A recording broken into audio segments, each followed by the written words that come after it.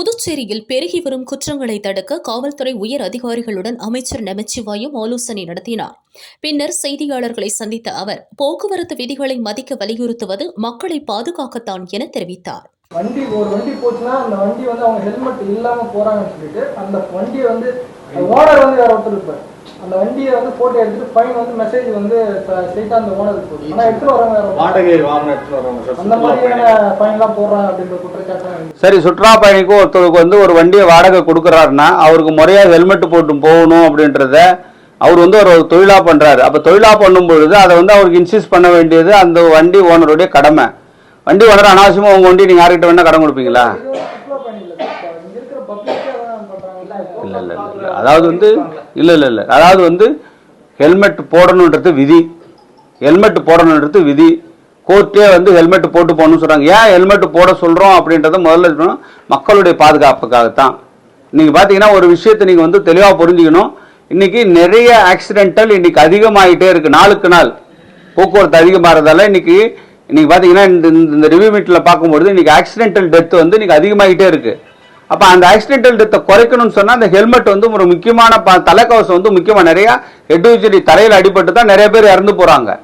அதை பாதுகாக்கணுன்றதுக்காக நம்ம ஹெல்மெட் போட சொல்றோம். ஆனா ஹெல்மெட் போடாம ரூலை வயலேட் பண்ணி வர்றவங்களை தான் சார்ஜ் பண்றாங்களே தவிர ஹெல்மெட் போட்டு வர்றவங்க பிடிச்சி ஏதாவது சார்ஜ் பண்றாங்களா சொல்லுங்க? அது மாதிரி எதுவுமே கிடையாது. ஹெல்மெட் போடணும்னு சொல்றோம், ஒரு சிலவங்க போடாத வராங்க. அதுக்காக எல்லாரையும் அப்படி சார்ஜ் பண்ற கிடையாது. யார் ரொம்ப ஓவர் ஸ்பீடு போறாங்களோ, ரேஷ் டிரைவிங்கோ அல்லது ஓவர்டேக் பண்ணி போறது, இது மாதிரி டிராபிக் ரூல்ஸை யார் வயலேட் பண்றாங்களோ அவங்க பேர்ல தான் ஆக்ஷன் எடுக்கிறோமே தவிர டிராபிக் வித்தின் த டிராபிக் ரூல்ஸ்ல போறவங்க நம்ம யாருமே ஆக்ஷன் எடுக்கிறது இல்லை. இப்போ எதிர்கட்சிகள் இது மாதிரி குற்றம் சொல்லியிருக்காங்க. நிச்சயமா அதையும் கவனத்தில் எடுத்து வருங்காலத்தில் அது மாதிரி யாராவது எந்த அதிகாரியாவது அது மாதிரி தவறு பண்ணாங்கன்னா அவர் மேல் உரிய நடவடிக்கை நிச்சயமாக எடுக்கப்படும். காவல் நிலையங்களை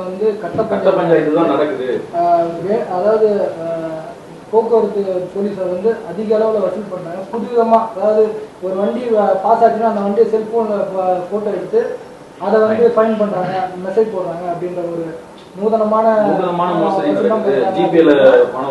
போக்குவரத்து காவலர்கள் ஒரு நாளைக்கு இத்தனை கேஸ் போடணும் அப்படின்ற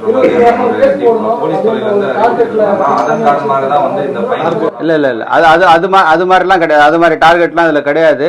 யார் குற்ற செயலில் ஈடுபடுறாங்களோ அவங்க பேர்ல தான் நடவடிக்கை எடுக்கப்படுது தவிர அன்றைக்கு குற்ற செயலில் ஈடுபடாதவங்க சும்மா போறவங்க பேர்லாம் கேஸ் போடுறது காவல்துறையுடைய வேலை இல்லை, அது பண்றது இல்லை.